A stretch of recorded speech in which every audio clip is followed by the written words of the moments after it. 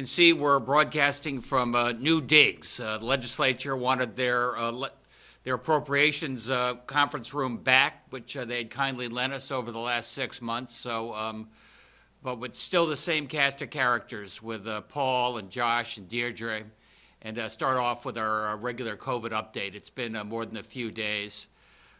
Relatively good news. The change since Friday, I think you can see fewer COVID cases, and for me, more importantly, the positivity rate down to 5.65%.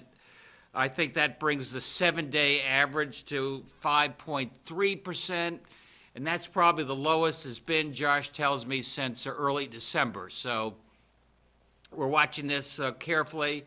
Obviously, I'm also very happy that it's not just us. That Rhode Island and Massachusetts and even New York are trending, stabilizing, or even bending the curve a little bit, and that makes an enormous difference because we got college kids coming back. A lot is going on, as you know. Current hospitalizations, 27. That's over 3 days. Our current hospitalization, 1141. That's about the same place we've been for 2 or 3 months. So, as you know, that was a key metric for me, make sure we kept capacity there, and we're maintaining capacity at our hospitals. And finally, fatalities, 6682 in total, out of 400,000 now across the United States. We hit that dismal threshold just yesterday, I think. On a happier note, the vaccine update. We're still continuing to make very good progress there. Top 5 in the country in terms of getting those doses to work, getting you that shot in the arm. What a difference that makes. 221,000 doses administered to date. Almost all the people in the 1A group, which are those first-line healthcare responders and folks in the nursing home, have gotten their first dose, and another 24,000 have gotten their second dose. And we're continuing to segue to the 75 and above population. And that's worked pretty well. We haven't opened the lens wider than that at this point. But again, we wanted to prioritize people 75 and above. And we can handle more vaccine. Bring it on. But right now, we're using the vaccine that we get from the feds in a very expedited way. That allows us to take care of the Group 1A and also now some of the folks in the 75 and above. All right, you may say, why are we prioritizing the elderly? And this came up in our last meeting as well. Well, first of all, people over the age of 75 years of age are 8% of the population and 71% of the fatalities. And obviously, a lot of the folks in the emergency room, and the hospitals, and the critical care. And so it's the right thing to do. And we're continuing to prioritize folks 75 and above. We thought long and hard about who is going to be the next group that gets prioritized within this broader Phase 1B. And that'll be people 65 and over. We'll get into that in a second. But folks 65 and above are 18% of the overall population, but still 88% of the fatalities. So I think you can understand why this is going to be a really important priority for us. You can see how the fatalities by age group goes down dramatically from 80 plus to 70 and above to 60 and above. So that is what's guiding us, and we'll give you some timing on that in our next chart. Phase 1A and 75 and above, that's going right now, and we're already vaccinating hundreds of people 75 and above. I think that's probably going to take us another 2 weeks or so based upon the uptake for people 75 and above. That could accelerate if we got more vaccines from the federal government. But right now, it looks like we're going to be able to open the lens and allow people 65 and above probably in a couple of weeks. We'll give you a clearer indication on that in the next 10 days. That's what our intent is going forward. Frontline essential workers will probably be at the end of February, early March. Again, that can get accelerated. If Johnson & Johnson comes online, if they free up additional doses from Pfizer and Moderna, if they're able to start increasing manufacturing, these are all speed things up. But right now, count on somewhere around March 1 for frontline essential workers. Then phase 1C, phase 2, May would be those workers who aren't necessarily frontline, not necessarily people interfacing on a daily basis.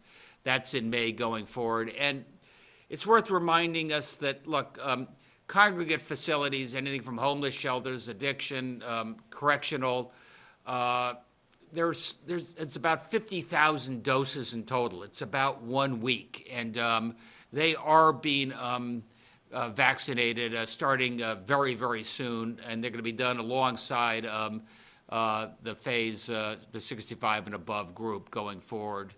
And I think that will make a difference in terms of their health and safety, and more broadly to make sure there are no spreads to the greater community. So our priorities, when I looked at that age and said, after 75 and above, let's go to 65 and above, is number one about saving lives and maintaining capacity in our hospitals. And it's also about ensuring equity, because we have learned the hard way that different demographic groups, different ethnic groups, blacks and other people of color, Hispanics, have been disproportionately hit. And what you look at in this chart here, these are fatalities by age group and by ethnic group. And you'll see that African Americans, for example, are much more likely to suffer fatality in the 70 to 79-year-old group than, say, a non-Hispanic white.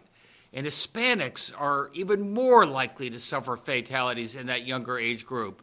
So that's another reason why we focus on 65 and above, what a difference it makes for these populations.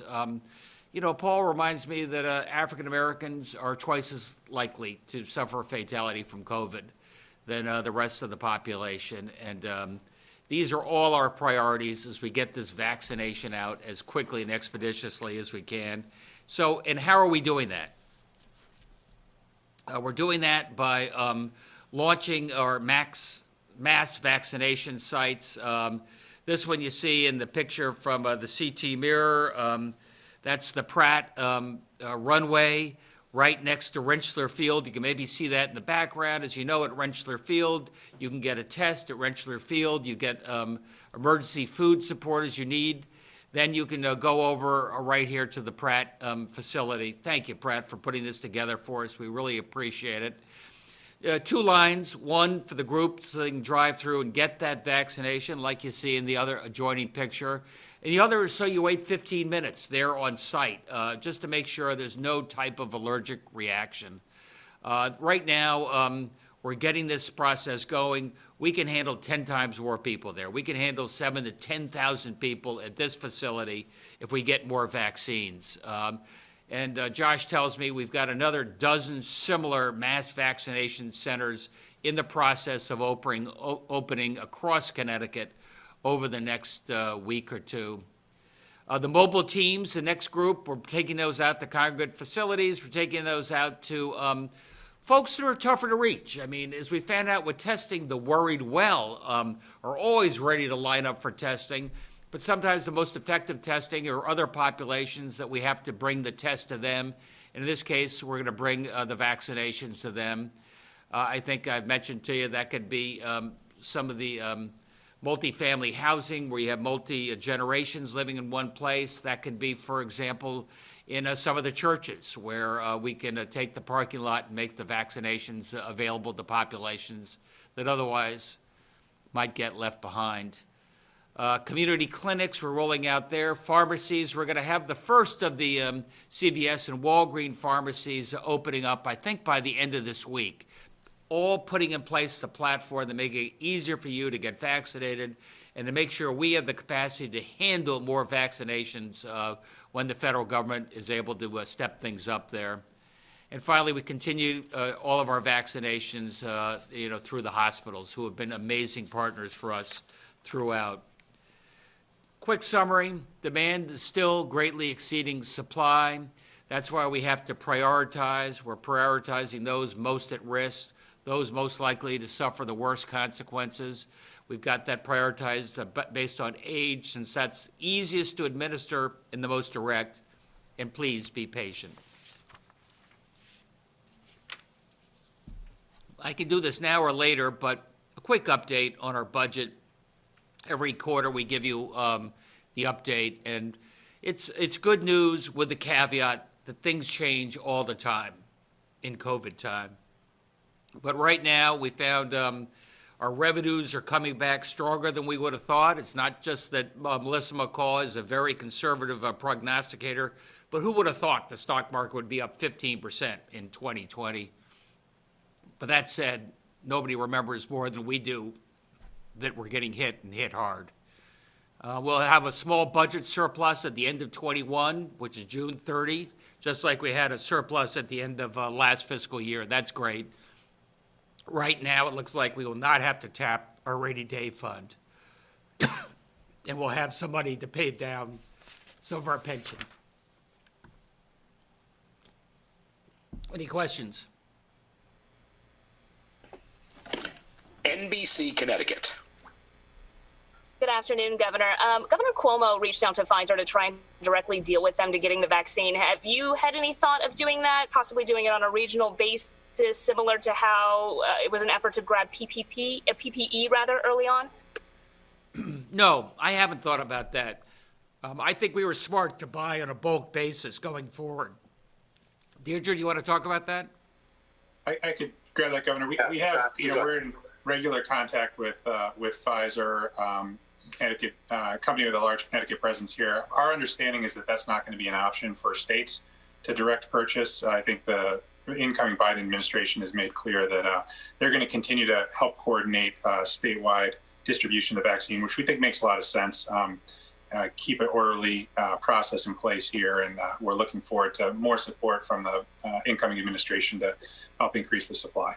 Yeah, and also in speaking to my colleague, my counterpart in New York, they received that message directly back from Pfizer as well. So while as soon as we saw that notice, we did our due diligence based upon the governor's directive. But as the governor and Josh stated, it's going to be still a federal response to this, and we're really looking forward to the new administration when they get started up at around 12:05 tomorrow.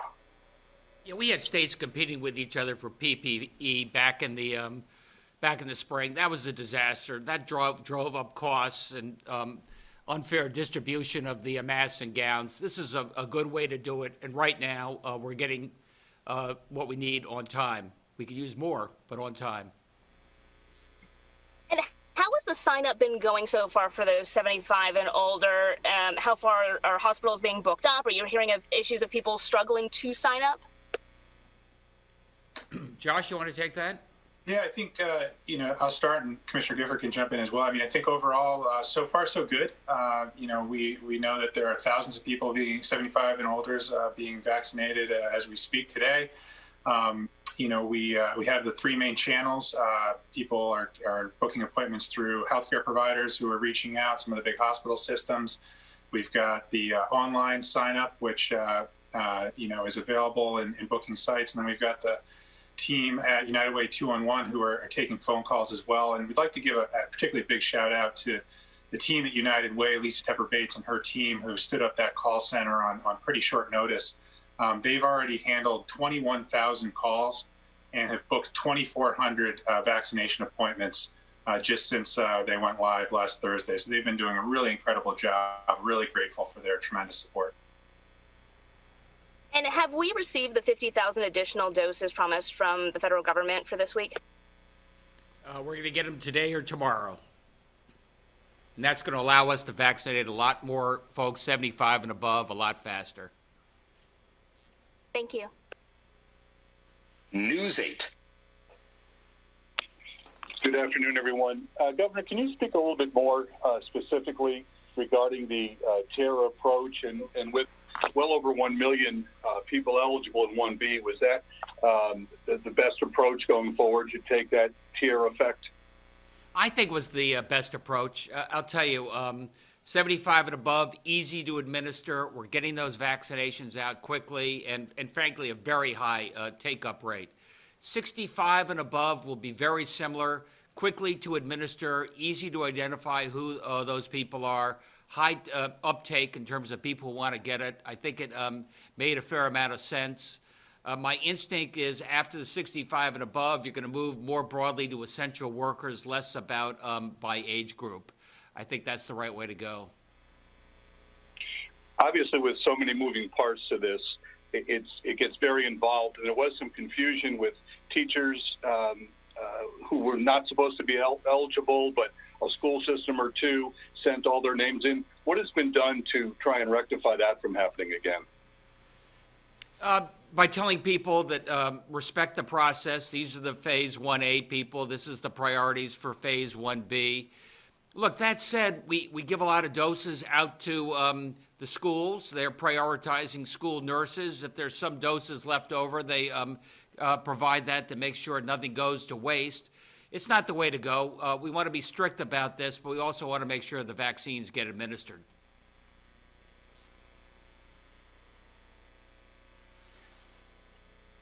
Channel 3 Eyewitness News. Yes, Governor, just kind of following up on that question, do different organizations have different standards for the vaccinations? I mean, for example, let's say one hospital wants to give it to someone 75 and older, while another wants to give it to someone 65 or older. Is that up to the discretion of the hospital once they receive their vaccine? No, it's 75 and above. It's Phase 1A. It's those first-line health responders. We're pretty clear about that, very clear about that. But that said, look, if there's some mistakes that are made, at this point, we're doing everything we can to make sure the vaccines get out on a timely basis. If we find it becomes a problem, we're going to officiate that. All right. And my final one, this might be one for Josh or Dr. Gifford. This is about the second dose of the vaccine, because we are hearing that there might be some scheduling issues that are preventing people from getting or scheduling their second dose. So is there a way to get people closer to that 21 or 28-day recommendation? And are there any health implications if someone were to get their second dose maybe 30 days or 40 days after the first? I can take that, Governor. First of all, many of the providers are making both appointments together. So that's one way that this can be handled to make sure that individuals get their second dose scheduled. Others will be sending reminders, but we'll be continually working with our providers and getting feedback to make sure that people can get their second dose scheduled. But it is important, the second part of your question is really important to say, that there is no outer limit for getting the second dose. So if you don't get it at 21 days for Pfizer, there is no harm to getting it at 25 days or 28 days or 30 days or even 60 days. The recommendation is get it as early as 21 days, but if it's past that, go ahead and get your second dose. And it's important that people do that and they not drop off on the second dose.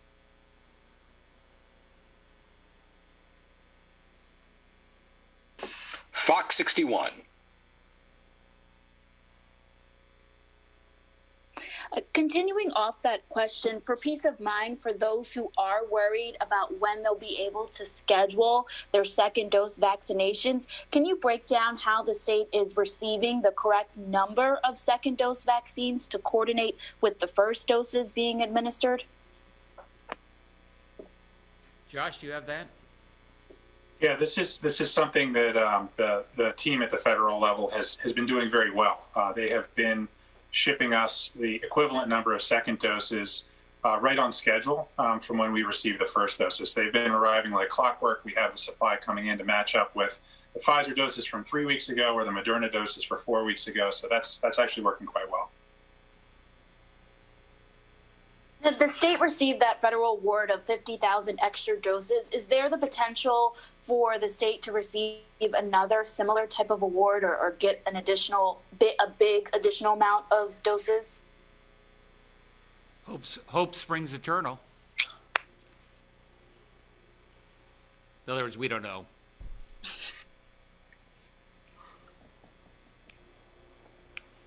WTIC 1080 News. Hi, the mayors of New York City and San Francisco today said their cities could run out of doses by Thursday. Does that concern you? Is that something that could happen in the near term around here? Right now, our doses, those that have been promised to us, have arrived on time at the right places. And we have scheduled out those doses to make sure the vast majority of them are administered on a very timely basis. So at this point, that's not something that worries me, but we got to watch the supply chain very carefully. And any updates or thoughts on security for Inauguration Day? Look, I've seen a ton of security down there in Washington, D.C. I think they're going to manage that pretty well, and I think things were quiet here in Hartford, here in the state capitol, over the weekend. I'd like to think we'll stay the same for the next few days. This building is virtually empty, by the way, and most people are telecommuting through most of this week. Would you like to see those extra precautions and all the new gates and stuff gone soon? I would. It's the people's house. I want people to feel welcome, but let's do it safely. News 12 Connecticut. Hi, everyone. We've gotten a lot of questions from homebound seniors about how they're going to get the vaccine. I mean, particularly people who may not be able to physically go to their doctor's office, go to a drive-through site. Is there a plan to deliver vaccine to them and administer it? We are launching the mobile vaccination vans, John, but Deirdre and Josh, you want to add to that?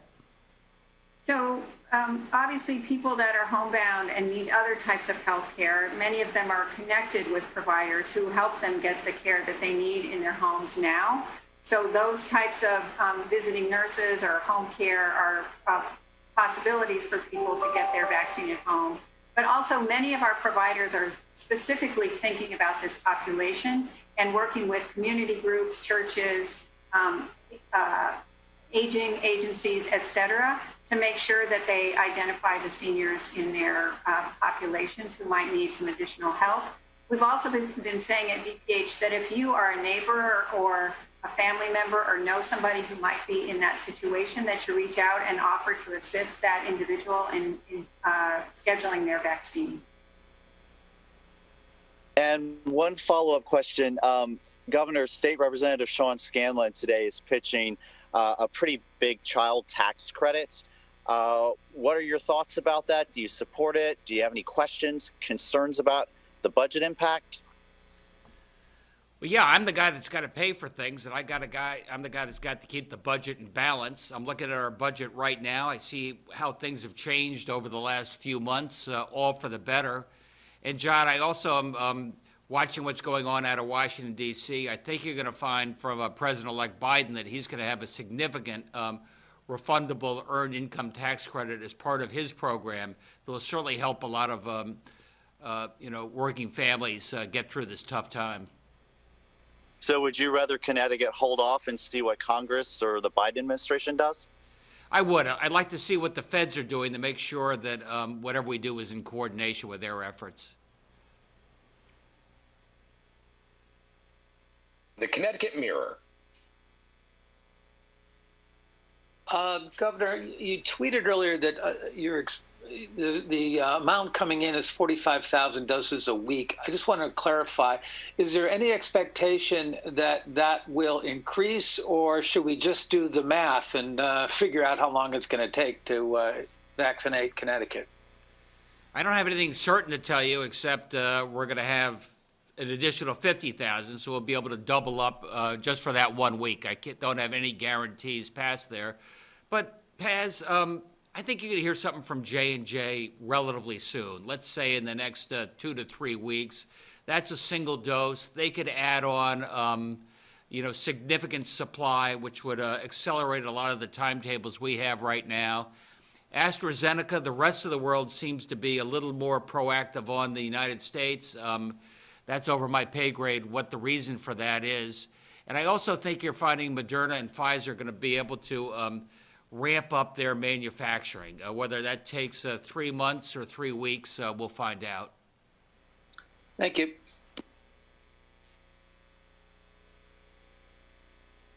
The Associated Press.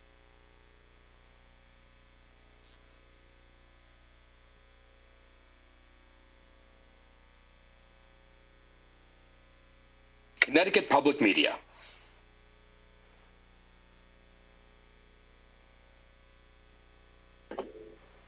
Waterbury Republican American.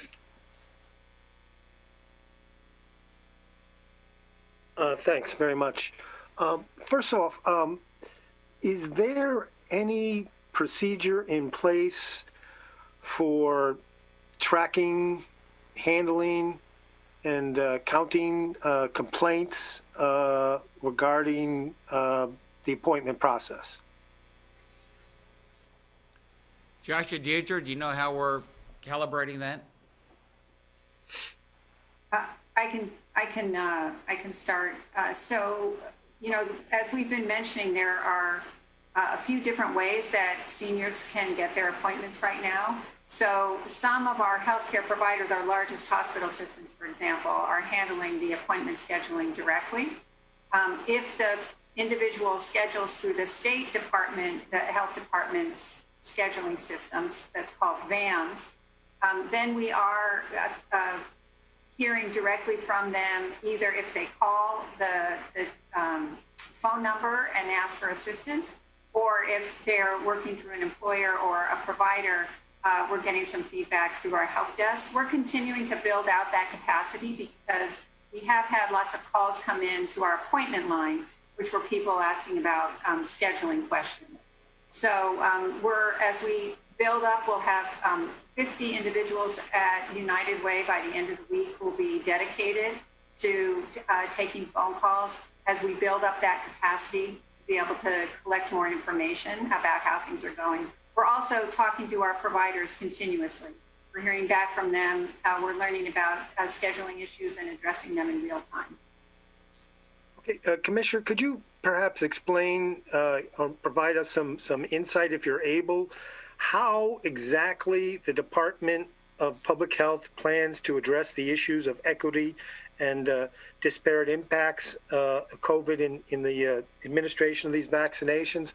I'm not quite sure what it means. Will it mean that Blacks and Hispanics ages 65 to 74 in the next round will have higher priority in distribution than others?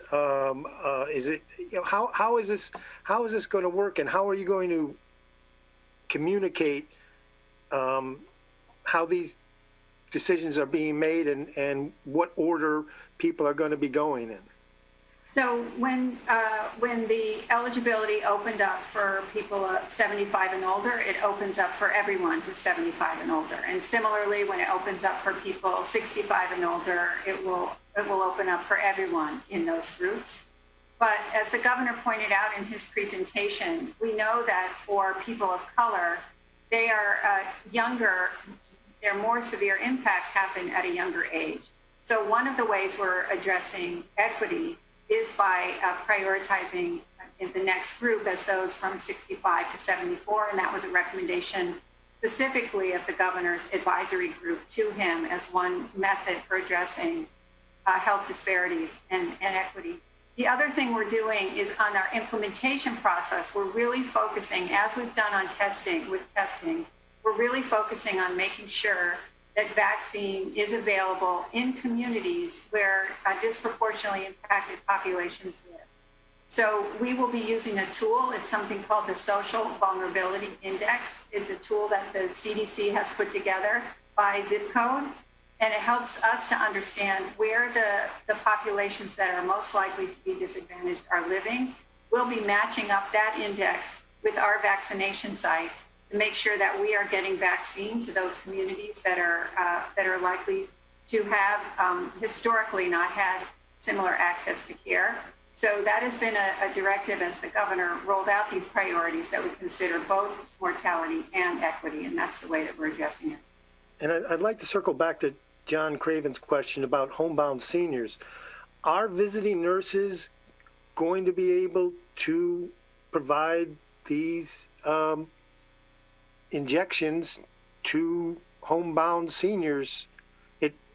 I wasn't clear on your answer, and you were talking a lot about people helping people get appointments, but I think the question goes to how are homebound seniors actually going to get the vaccine into their arms?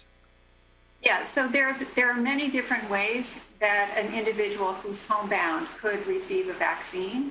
So, for example, we heard our partner from Griffin Hospital was talking about they were doing proactive outreach to community organizations to help them identify individuals who might need to receive the vaccine in their home. Many of our provider groups are reaching out and working with community agencies who work directly with the elderly so that we can identify and have a provider partner go out to serve those people. Our plan that we've been working on to administer vaccine is trying to identify these types of situations that you're asking about where the mass vaccination or the pharmacy might not be practicable for the individual. And then we'll be working with our partners specifically to identify ways that they can get out and help some of these other situations to make sure people get access to the vaccine. Okay, and final question for the governor. There's been some news reports today that some members of the National Guard have been basically removed from inauguration security. Have any of those members been from Connecticut? Have you received any kind of report regarding that? I haven't heard. Have you, Paul? No, Governor, we have not heard anything of the sort. I actually think we have a better story here in terms of Connecticut. The Chief of Staff of the National Guard Bureau actually recognized our Connecticut Guard and women for the work that they're doing, particularly with their ambulatory services. Most recently, early today, he did an interview for national TV with our National Guard vehicles in the background and was very thankful for Connecticut stepping up and answering the call to the mission. So I think it's a long way to say that Connecticut's team is always doing this job for the nation. Okay, thanks very much. CT News Junkie. Thanks, Max. This question is for Dr. Gifford. Dr. Gifford, what is the Department of Public Health? There was the mistake where school districts may have signed up their teachers to receive the vaccine, and these teachers got in line and scheduled appointments. What has been the instruction for if they arrive at these appointments at these local health districts or local vaccination sites? What are they supposed to do? So DPH and the Department of Ed have been communicating with our superintendents of schools and our school districts all weekend. We sent out a communication on Friday, another one on Saturday, and we had a call with them this morning. What we have asked is that individuals who have an appointment that was inadvertently scheduled in error, if that appointment is after Thursday of this week, that they cancel that appointment. So superintendents will be working with their staffs to reach out to them, explain to them that their turn in line hasn't quite happened yet, asking them to cancel any appointments after Thursday, and then wait for notice from the governor when the frontline essential worker group is ready to be scheduled. What if they don't cancel the appointment? I'm sorry, Christine. Just one extra data point I wanted to add to keep this in perspective, because I've seen a lot written about this. You know, we have over 200 school districts in this state. We have over 300 private schools in this state. Best we can tell, there were only about a dozen that misunderstood the instructions. So we think the issues here are pretty limited. Okay. But what happens if they don't cancel the appointment? What if they show up for the appointment? What is going to happen? Well, like I said, we've been communicating with superintendents and school districts for several days now on this issue. So I'm confident that when teachers, and we've already seen this, when teachers understand, what's being asked, that they will cancel the appointments and wait for their turn. Okay. And Governor, this question is for you, related to Representative Scanlon's floating the idea of the child tax credit. On the campaign trail, back in 2018, you floated the idea of increasing the property tax credit back up to not $500 per family, but $300 per family. Is that something that you might be able to consider as part of your budget address in February? Yeah, Christine, we got to do it all within the context of our current budget and where we are for the next year and 2 years. And secondly, what we see coming out of the federal government that maybe is addressing that as well. We thought about the property tax credit working with the legislature during the last session. I think they preferred to provide more of a discount in terms of tax obligations on pensions. So we increased the deduction they had made available there. That was a choice that we made together with the legislature. Okay, so is there any tax relief that we can look forward to as part of your budget address? Yeah, I mean, first and foremost, let's fully fund education. And then let's go on and make sure that we provide all the COVID-related support our municipalities and our schools need to make sure there's no reason any of them have to raise taxes. From there, we'll look at other items that could be of assistance. I'm intrigued by some of the ideas I hear coming out of the legislature regarding pilot payment in lieu of taxes. And we're going to have some ideas on how we can perhaps get some additional funding to our municipalities by better funding on pilot, all ways that you can use to hold down and hold the line on property taxes. I know how important that is. Thank you. The Day of New London. Hello. This question maybe is best for Commissioner Gifford. We've heard from people that are wondering, are they looking for clarity on which comorbidities would qualify someone to get the vaccine during this later stage of 1B? Apparently, I guess CDC has listed some comorbidities and then a second listing of them. And the question is, has the advisory group or will the advisory group recommend adoption of all of those comorbidities that the CDC has identified? Yes, the advisory group recommended to the governor that he reference the CDC list of conditions that have been shown to cause more severe illness or death, been associated with more severe illness or death with COVID-19. So that's the list that we plan to work off. CDC is monitoring the research and the data regularly. They've added to that list, and so we will reference that most likely when we get to that part of phase 1B. Okay, thank you. The Hartford Current. Hi, everyone. Governor, you've mentioned a few times that you are optimistic that the new presidential administration will help with some of these issues and will make the vaccine rollout a little more smooth. I'm just wondering how specifically might we see that manifest itself in the coming weeks?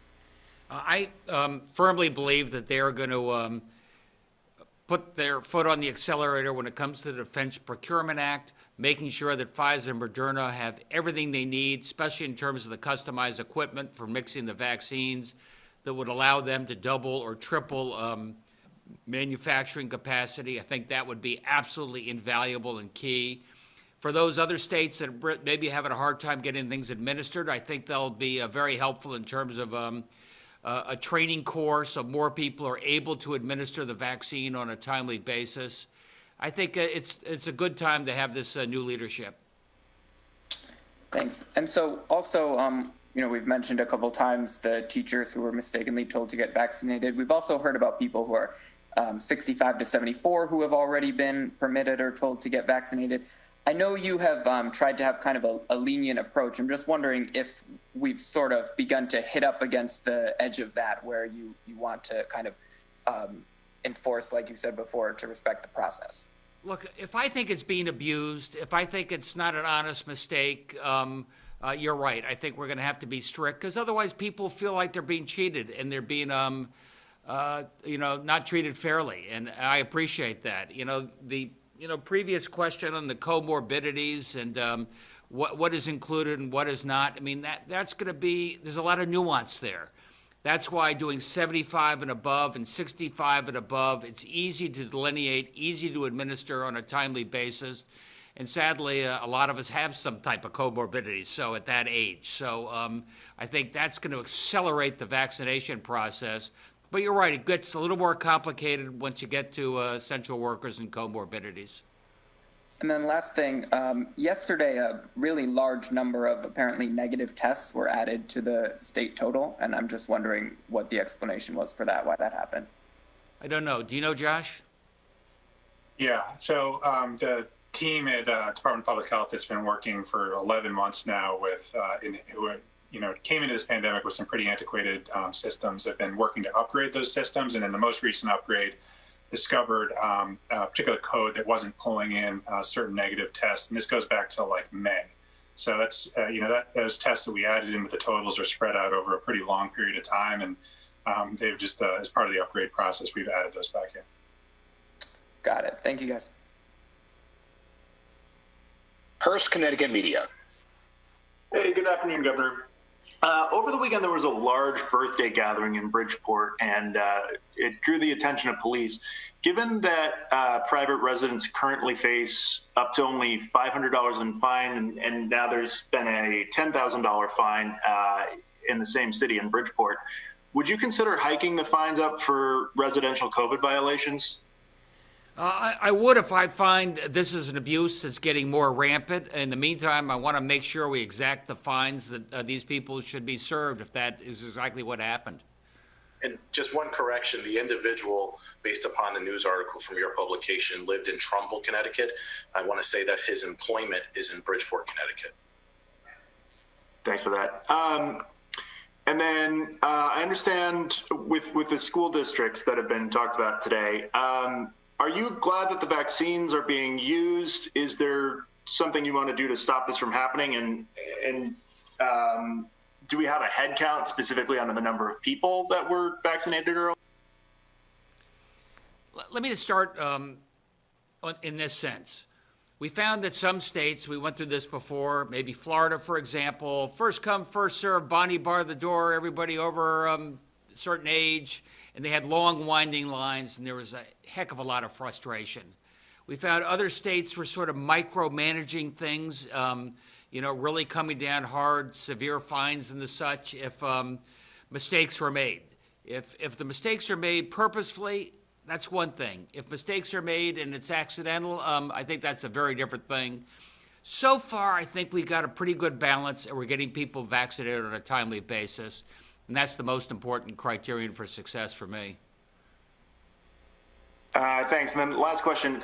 California said that they're, taking a pause on some of the vaccinations on one batch of Moderna after there were some possible severe allergic reactions. Would you consider halting the use of that vaccine if we saw similar reactions here in Connecticut? I think I'd probably ask my head of public health. So what I can tell you about, and it's important for the public to know that CDC has a very rigorous process for monitoring the incidence of adverse reactions to the vaccine. They have 4 different ways where people can report, and they're tracking that and putting out numbers regularly about the number of adverse reactions. It's not unusual when you're vaccinating millions of people to see adverse reactions but they're very rare, and that's what people should know. They're very rare, and if you screen for the people who shouldn't be vaccinated, they're even more rare. So I want people to have confidence that, yes, there have been adverse reactions, but they are rare, and I also want them to have confidence that CDC is tracking this and monitoring this very carefully, and they will notify states if they believe that they're seeing a pattern of concern that we need to take action on. All right, I guess I'm getting the signal here. Hey, Deirdre, you did extra duty today. Thank you, as you always do. And we're just all part of your backup band today. Let me just say, Paul Hughes asked an interesting question about some of the frustrations. What do you do with the complaints?